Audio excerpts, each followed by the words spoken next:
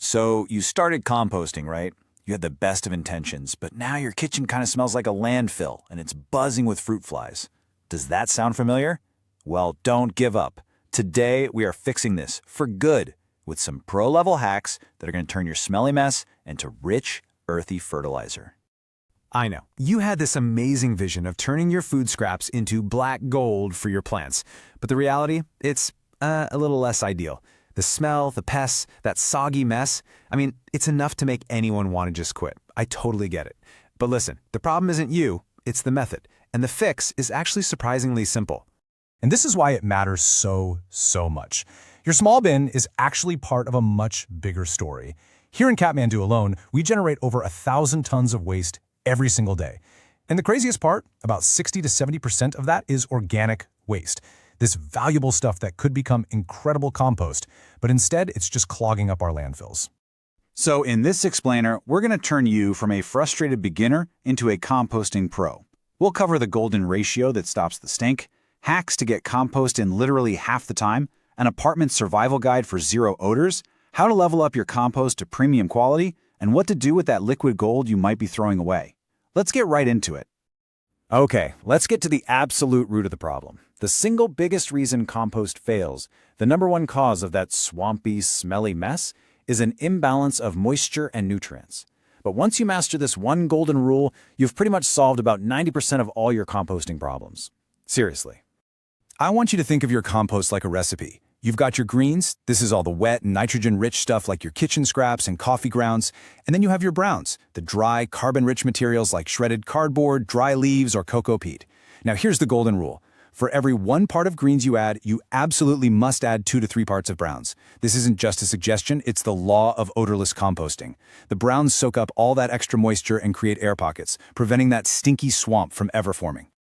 So how do you know if your ratio is right? Well, you do the squeeze test, and it's exactly what it sounds like. Every couple of weeks, pop on a glove, reach in there, and grab a big handful. Squeeze it hard.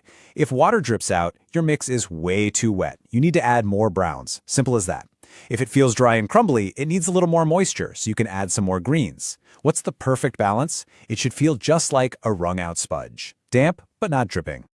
All right, you've mastered the balance. Now let's speed things up. I mean, waiting 6 months for compost can feel like forever. These next few hacks are designed to supercharge those microbes and get you that finished black gold in a fraction of the time. Here are 3 total game changers. First up, the chop hack. The smaller you cut your kitchen scraps, the faster they break down. Just think of it this way, microbes have tiny mouths. Second is the 20% starter rule. Never ever start a bin completely from scratch. Always mix in about 20% of your last finished batch. This acts as what's called an inoculant, just like using a little bit of old yogurt to start a new batch. And third, the booster mix. A little bit of jaggery, which is a type of unrefined cane sugar you might know as gur, mixed with a spoonful of curd and some water, well, that creates an absolute feast for your microbes. Just sprinkle this in every 2 weeks to keep them working at hyperspeed. Okay, now for all of you composting in smaller spaces, like on a balcony or in an apartment, I know you have zero tolerance for smells and pests. So this section right here, this is your defense plan. Here are 3 non-negotiable rules for apartment composting. #1, the freeze hack. Keep a small container in your freezer for all your daily scraps. This is absolutely brilliant because it stops the decomposition process, which means no smells, and it also kills any fruit fly eggs before they even have a chance to hatch. 2, the berry technique. Never, ever, ever leave fresh food scraps exposed on the top. Always bury them under a thick, fluffy layer of browns. This layer acts as a natural odor filter. And 3, a fantastic little trick, add a tiny piece of camphor to your bin. It's a powerful, instant, organic odor neutralizer. So, you've totally mastered the basics. Your compost is fast, and it doesn't smell.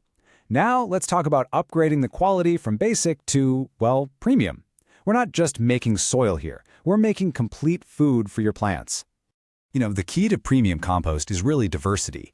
The more different types of things you add, onion skins, banana peels, crushed eggshells, the wider the range of nutrients in your final product. I mean, a compost made only from tea leaves is good, but a compost made from a dozen different things, that's great.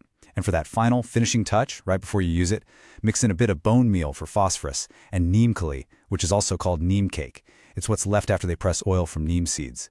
This simple step fills any remaining nutritional gaps and gives your plants natural protection against pests in the soil.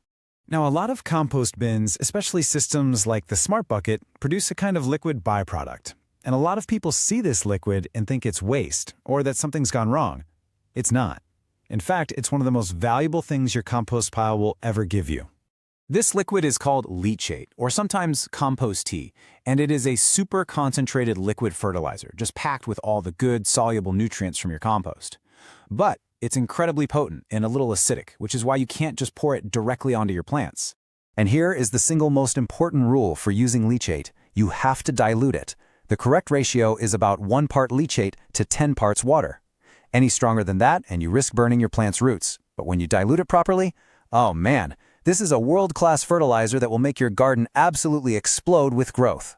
So now that you have all the tools to succeed, let's just zoom out for a second and remember why this is so important.